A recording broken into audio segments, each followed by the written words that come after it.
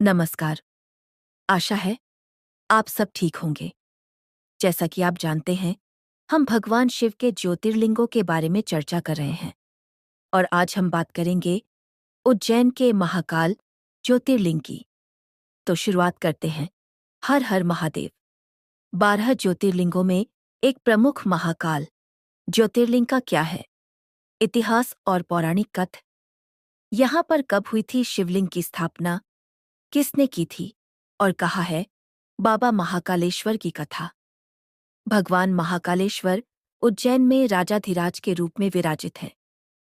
उज्जैन में महाकालेश्वर भगवान कब, क्यों और कैसे विराजित हुए? जानिए राजा चंद्रसेन की कथा।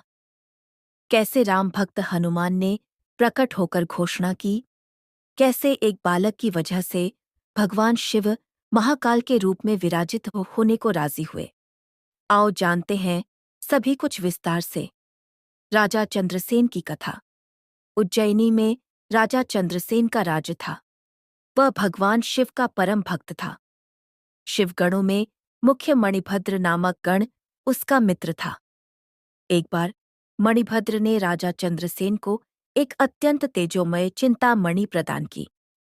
चंद्रसेन ने इसे गले में धारण किया तो उसका प्रभामंडल तो जगमगा ही उठा। साथ ही दूरस्थ देशों में उसकी यश कीर्ति बढ़ने लगी। उस मणि को प्राप्त करने के लिए दूसरे राजाओं ने प्रयास आरंभ कर दिए। कुछ ने प्रत्यक्षतः मांग की, कुछ ने विनती की। चूंकि वह राजा की अत्यंत प्रिय वस्तु थी, अतः राजा ने वह मणि किसी को नहीं दी।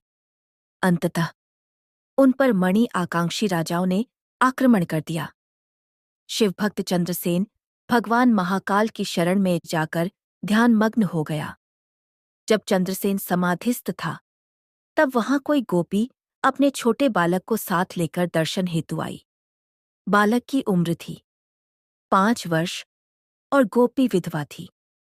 राजा चंद्रसेन को ध्यानमग्न देखकर बालक भी शिव की पूजा हेतु प्रेरित हुआ। वह कहीं से एक पाषाण ले आया और अपने घर के एकांत स्थल में बैठकर भक्तिभाव से शिवलिंग की पूजा करने लगा। कुछ देर पश्चात उसकी माता ने भोजन के लिए उसे बुलाया, किंतु वह नहीं आया। फिर बुलाया, वह फिर नहीं आया। माता स्वयं बुलाने आई तो उसने देखा बालक ध्यानमग्न बैठा है और उसकी आवाज सुन नहीं रहा है। तब क्रुद्ध हो माता ने उस बालक को पीटना शुरू कर दिया और समस्त पूजन सामग्री उठाकर फेंक दी। ध्यान से मुक्त होकर बालक चेतना में आया तो उसे अपनी पूजा को नष्ट देखकर बहुत दुखक हुआ। अचानक उसकी व्यथा की गहराई से चमत्कार हुआ। भगवान शिव की कृपा से वहां एक सुंदर मंदिर निर्मित हो गया।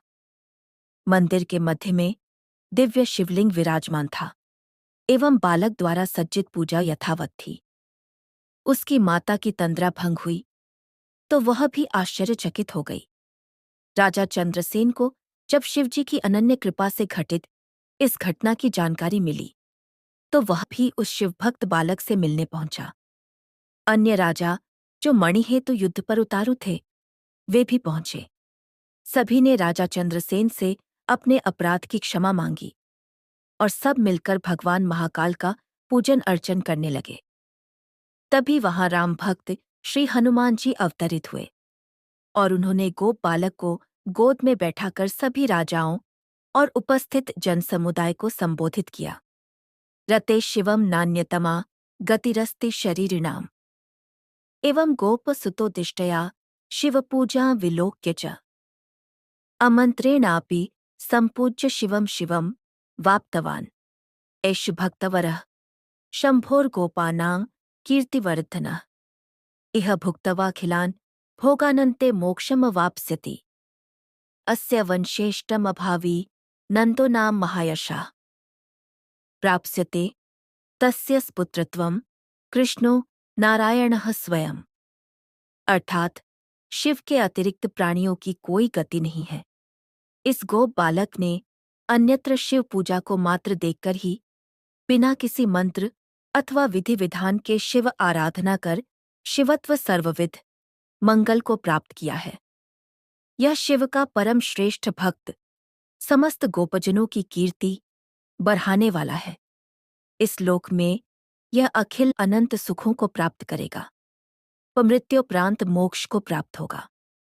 इसी के वंश का 8वां पुरुष महायशस्वी नंद होगा, जिसके पुत्र के रूप में स्वयं नारायण कृष्ण नाम से प्रतिष्ठित होंगे। कहा जाता है भगवान महाकाल तभी से उज्जैनी में स्वयं राजा और प्रजापालक का रूप में विराजमान है। हमारे प्राचीन ग्रंथों में महाकाल की असीम महिमा का वर्णन मिलता है। महाकाल साक्षात राजाधिराज देवता माने गए हैं।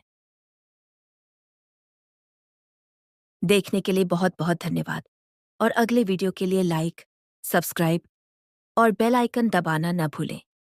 धन्यवाद।